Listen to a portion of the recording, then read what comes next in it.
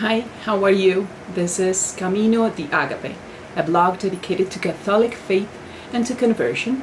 Today I want to share with you all another of my texts called Saudade. There is a Portuguese word, saudade, that lingers in the mouth like incense after the last note of a Gregorian chant has faded. It is more than nostalgia, more than sorrow. It is the exquisite tension between what the heart has tasted and what the world's architecture refuses to grant. It is the soul's courteous rebellion against finitude itself, and it is the name I have quietly given to the space that opens whenever I stand in the presence of one particular priest. He moves through the liturgy with a stillness that seems borrowed from another age, a composure untouched by the ordinary tempests of existence.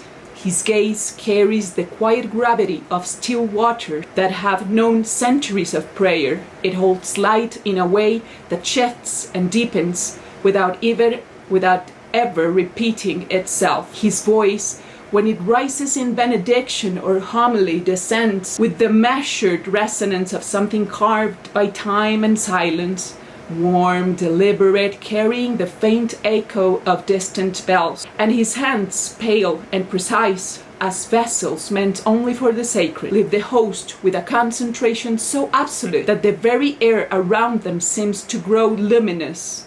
In his presence, one senses not a spectacle but sacrament made visible, a man who has surrendered every ordinary claim so that grace might flow unhindered through him. It was he who, without a single word spoken directly to me, stirred awake a vocation I had never suspected lay dormant within. In my near 40s, long settled into the rhythms of lay life in Medellin, I felt for the first time with unmistakable clarity the tug toward the cloister, toward the radical poverty and hiddenness of consecrated womanhood. The call arrived late, almost as an afterthought of grace, beautiful and impossible. There is not the slightest chance I could answer it right now.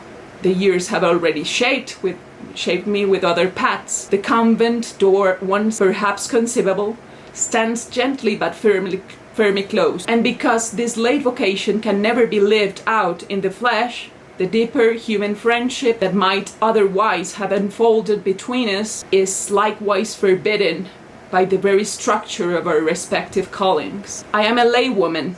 He is a priest. Between us stretches the necessary and holy distance that the Church, in her wisdom, has always guarded. I respect it utterly, not with resentment, but with the same reverence I bring to the tabernacle itself. I would never dream of crossing that threshold, yet the saudade remains refined rather than diminished by that respect. It is the ache of knowing that on this side of the veil we will never share the simple, unmediated conversation of friends, no leisure walks beneath trees, no exchange of thoughts unfiltered by stole or sacrament. No laughter that belongs solely to two souls meeting it as equals in the ordinary light of day. The very turning that draws me towards him, his total luminous fidelity to his priesthood, is precisely what renders such friendship as unattainable in this life. And still, he has become, in the most unexpected way, the reason I rise each morning determined to become a better human being, a better woman. His existence is a living icon of what it means to belong entirely to the divine. Watching him celebrate the mysteries, listening to the quiet authority in his words, I find myself examining my own life with new severity and new tenderness. I temper my impatience. I seek Christ more deliberately in the faces of strangers. I try to love the ordinary duties of my lay vocation with something of the same undivided heart. I glimpse in him. He has never asked this of me. He has never needed to. The mere fact of his consecrated life has become for me a silent, persistent invitation to greater fidelity. Philosophers have long spoken of eros and agape, of order and disordered desire. What I carry is neither.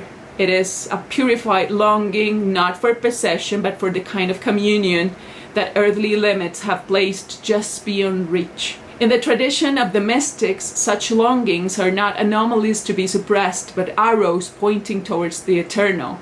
They teach us that some thresholds exist not to torment us, but to train the soul in the holy detachment. The Saudade I feel does not weaken my faith, it burnishes it.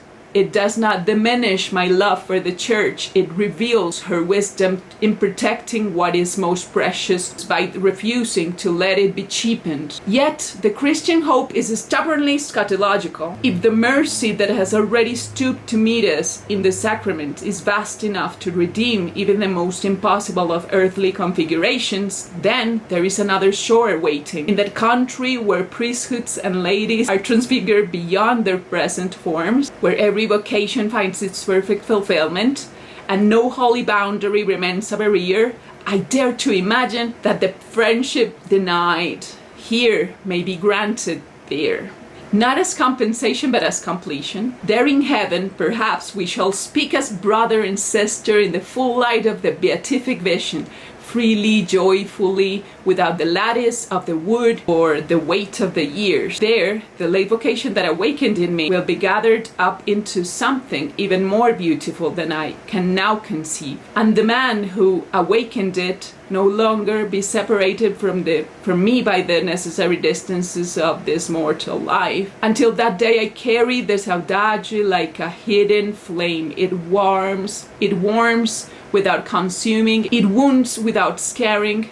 It keeps me vigilant, grateful, and strangely at peace. In the quiet hours I return to the same truth. Some of the purest affections are those we consent to leave unconsummated in the sight of eternity.